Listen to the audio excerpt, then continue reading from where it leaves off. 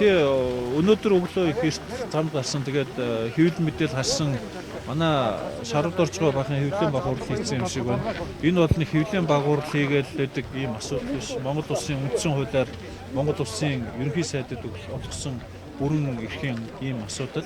Тэгээд шарууд орж гэдэг хүнтэй би бол ерөнхий сайдаар томилогдсноос хойш уулзаж очихлоо уцаарч нэг удаа яриаггүй. Тийм учраас одоо миний нэр орж бас элдв мэдэгдэл ялангуяа хэвлэлийн байгууллагаар бол хийгээд бас шаардлагагүй гэж хэлмээр байна.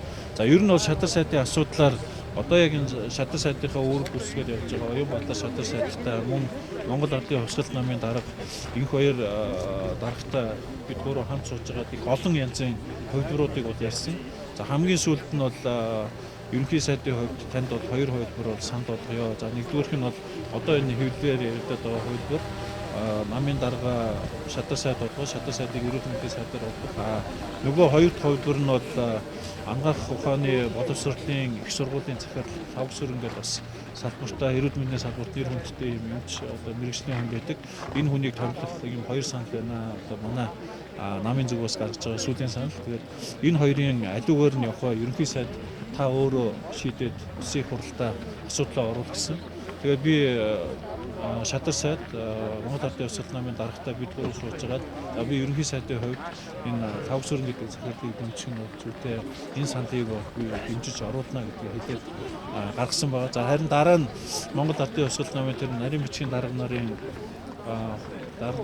хуралдаад надад Баян Сэлийн гишүүний одоо бүлгийн дэд даргын гишүүний бичиг оруулсан. Тэрүүгээр агуу эхний хувилбарыг явуулах нь зүйтэй гэж манай нам үзлээ.